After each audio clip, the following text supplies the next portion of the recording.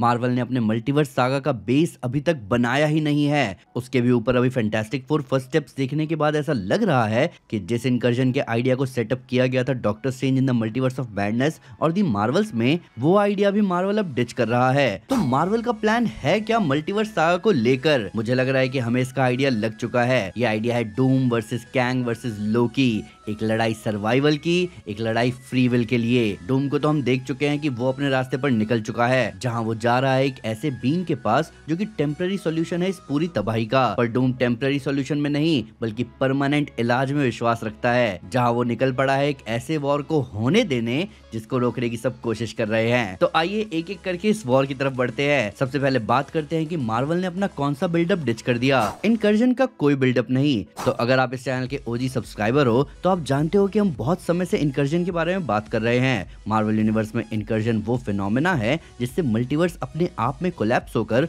पूरी तरह बर्बाद हो सकता है, जैसा कि हमने कॉमिक्स की एवेंजर्स, न्यू एवेंजर्स और time runs out story line में देखा था। हमने मार्वल सिनेमैटिक यूनिवर्स में इनकर्जन के बारे में सबसे पहले सुना doctor strange in the multiverse of madness में, जहां अर्थ 838 के रीड रिचर्ड्स ने बताया कि अर्थ 616 के डॉक्टर स्ट्रेंज के इस अर्थ 838 में आने की वजह से दोनों यूनिवर्सेस के बीच की बाउंड्रीज मिट रही थी, जिसकी वजह से वो दोनों आपस में कोलाइड कर सकते हैं, और यही है इनकर्जन। अब ये बहुत ही अच्छा एक्सप्लेनेशन था इनकर्जन का, ये कॉमिक्स से अलग था और इसका सेटअप मार्वल स्टूडियोज ने दी मार्वल्स मूवी में भी कर दिया था, जहां उस मूवी के पोस्ट क्रेडिट सीन में मोनिका रैम्बो पहुंच जाती है एक्समैन के अर्थ पर, यानी अब एक्समैन वाले अर्थ और अर्थ 616 के बीच की बाउंड्रीज मिट रही थी और इनके बीच इनकर्जन होने वाला है। पर बात ये है कि इन दोनों मूवीज के अलावा मार्वल ने पूरे मल्टीवर्स सागा में इनकर्जन के बारे में फिर कहीं बात नहीं की। पर जब हम फैंस को पता चला कि फैंटास्टिक फोर फर्स्ट स्टेप्स के इवेंट्स एक अल्टरनेट अर्थ पर हो रहे हैं, जिसका नाम हमें मूवी देखकर पता चला कि अर्थ 828 है, तो हमें लगा कि ये एक परफेक्ट सेटअप है इनकर्जन के एक एग्जांपल को दिखाने का और एक रीजन देने का कि फैंटास्टिक फोर क्यों अर्थ 616 का पार्ट बनेंगे। पर फैंटास्टिक फोर फर्स्ट स्टेप्स में इनकर्जन की कहीं बात नहीं हुई, यहाँ तक कि मिड और पोस्ट क्रेडिट सीन में भी नहीं। तो जिस कंसेप्ट को मार्वल सेटअप करना शुरू कर रहा था उसको मार्वल अब क्या डायरेक्ट एवेंजर्स डूम्सडे में ही हमें दिखाएगा? ये राइटिंग वाइज बहुत ज्यादा प्रेशर डाल रहा है एवेंजर्स डूम्सडे पर, क्योंकि ना ही सिर्फ अब उस मूवी को मल्टीवर्स का कोलैप्स एक्सप्लेन करना है, बल्कि हमें मल्टीवर्स सागा के सबसे बड़े विलन की स्टोरी भी बतानी है, जिसके साथ साथ अलग अलग यूनिवर्स के हीरोज इस प्रॉब्लम के बारे में भी जानेंगे। टेक्निकली ऐसा नहीं होना चाहिए था, जिसका मतलब कहीं ना कहीं ऐसा लग रहा है कि मार्वल इनकर्जन के प्लान को पूरी तरह डिच कर रहा है और हमें अब एक बिल्कुल ही अलग रीजन दिया जाएगा मल्टीवर्स की बर्बादी का और उसके इलाज का। और शायद हमें आइडिया लग चुका है कि वो अलग रीजन क्या है। वो रीजन है फ्री विल। अब ये फ्री विल का क्या चक्कर है? वैसे देखा जाए तो सारा चक्कर फ्री विल का ही है। तो हम सब जानते हैं कि मल्टीवर्स सागा का बेस है लोकी सीरीज। लोकी सीरीज शुरू हुई थी लोकी के ये पता लगाने से कि भाई फ्री विल जैसी कोई चीज नहीं है इस मल्टीवर्स में। हर किसी की डेस्टिनी सेट कर रखी है ही हू रिमेन्स नाम के आदमी ने, और अगर कोई अपनी डेस्टिनी से हटा, जैसे लोकी निकल गया था टेसरेक्ट के साथ, तो उसकी टाइमलाइन को ही प्रून कर दिया गया। सिल्वी की टीवीए के खिलाफ पूरी लड़ाई ही इसी बारे में थी कि कैसे टीवीए ने उससे उसका सब कुछ छीना और वो किसी दूसरे के साथ ऐसा नहीं होने देना चाहती। तो लोकी का जब सामना हुआ ही हू रिमेन्स से, तो उसने उसके आगे यही प्रॉब्लम रखी कि अगर मल्टीवर्स जैसा है उसको वैसा छोड़ दिया गया तो मल्टीवर्सल वॉर होगा और सब बर्बाद हो जाएगा। इसीलिए उसने सीक्रेट टाइमलाइन बनाई ताकि उसके वेरिएंट्स पैदा ना हो और मल्टीवर्सल वॉर कभी ना हो। पर यहाँ आजादी कहाँ है? सब ही हू रिमेन्स के बनाए हुए रास्ते पर ही तो चल रहे हैं। तब सिल्वी ने कहा भाड़ में जाए सब, और उसने ही हू रिमेन्स को मार दिया और लोकी को मिली टाइम स्लिपिंग की पावर्स,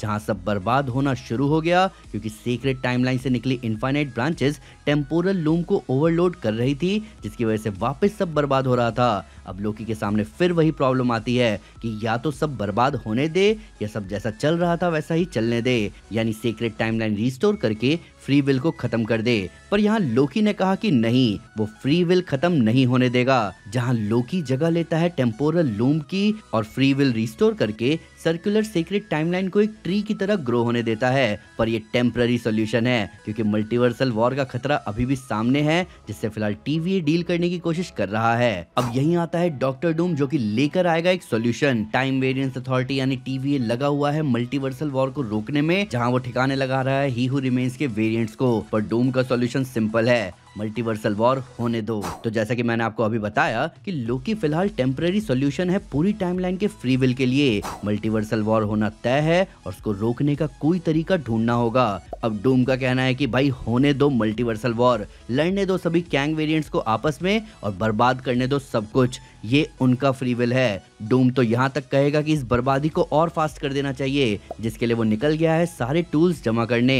जहाँ वो हमें फैंटास्टिक फोर फर्स्ट स्टेप्स के मिड क्रेडिट सीन में दिखा फ्रैंकलिन रिचर्ड्स के पास। अब फ्रैंकलिन रिचर्ड्स के पास पावर कॉस्मिक है, पर उसके साथ साथ यहाँ एक और फैक्टर जुड़ा है फ्रैंकलिन और कैंग के बीच। कैंग, जिसका असली नाम है नेथेनियल रिचर्ड्स, वो डिसेंडेंट यानी वंशज है रीड रिचर्ड्स का, यानी वो जुड़ा है फ्रैंकलिन रिचर्ड्स से। तो अगर डूम हर यूनिवर्स के फ्रैंकलिन रिचर्ड्स को कैद कर ले तो वो कैंग के फ्यूचर को अल्टर कर सकता है। प्लस मल्टीपल फ्रैंकलिन रिचर्ड्स की पावर कॉस्मिक को एब्जॉर्ब करने के बाद डूम किसी गॉड से कम नहीं होगा। जहां वो मल्टीवर्स की बर्बादी को एक्सेलरेट करता हुआ मिलेगा डार्क होल्ड की नॉलेज वाले डॉक्टर स्ट्रेंज से, और उसके साथ वो जाएगा लोकी के पास और उसे बताएगा अपना प्लान कि मल्टीवर्स जो बर्बाद होने के रास्ते पर है ही उसे बर्बाद होने दिया जाए, ताकि उस बर्बादी के अंत में जो बचेगा उसे बचाते हुए वो फिर से रीबिल्ड करेगा लाइफ को और बनाएगा वो दुनिया जहां फ्री विल है भी, पर इतने भी नहीं कि वो सबकी बर्बादी लेकर आए। अब आप कहोगे कि भाई फिर डूम और ही हू रिमेन्स से फर्क ही क्या रहा? तो फर्क तो बहुत बड़ा है। फर्क ये है कि जहां ही हू रिमेन्स की सीक्रेट टाइमलाइन में किसी के पास फ्री विल नहीं था, जो कोई भी अपने रास्ते से हटता उसको प्रून करके वॉइड में फेंक दिया जाता था अलायत का खाना बनने के लिए। वही डूम कह रहा है कि भाई जो हो रहा है होने दो, और इस मल्टीवर्सल वॉर के बाद जो कुछ बचेगा उससे जो वो दुनिया बनाएगा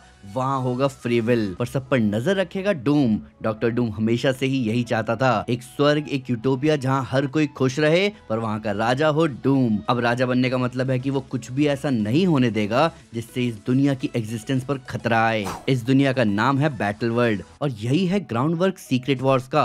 पूरे मल्टीवर्स की बर्बादी, डूम का स्ट्रेंज और लोकी के साथ मिलकर फ्रैंकलिन रिचर्ड्स की पावर कॉस्मिक के साथ एक बैटल वर्ल्ड बनाना, जहाँ अब कोई मल्टीवर्सल वॉर, कोई कैंग, किसी ही हू रिमेन्स एलायत का कोई खतरा नहीं है तो बस ऑर्डर। पर इस ऑर्डर के लिए उसने कई यूनिवर्स की बर्बादी को एक्सेलरेट किया है, जिसके साथ साथ उसने रीड रिचर्ड्स और सूसन के बच्चे को चुराया है, जिसके लिए वो लोग एक यूनिवर्स से भी पुराने गॉडली बीइंग से भिड़ गए थे।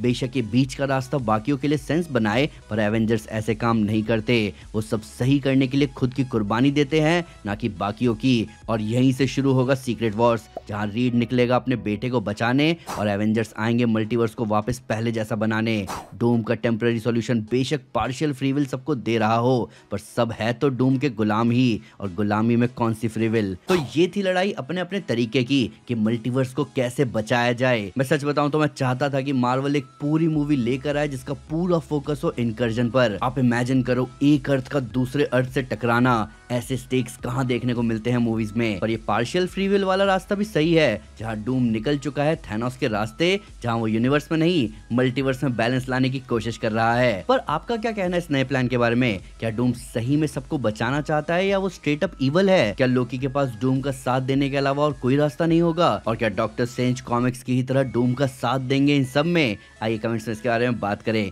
वीडियो अच्छी लगी हो तो लाइक जरूर करें और चैनल को सब्सक्राइब करना ना भूलें। साथ ही साथ एक स्टेप आगे आकर अपने फेवरेट चैनल को सपोर्ट करें मेंबरशिप लेकर। Thank you guys, this is Aman Sinha, you are super super. Piece.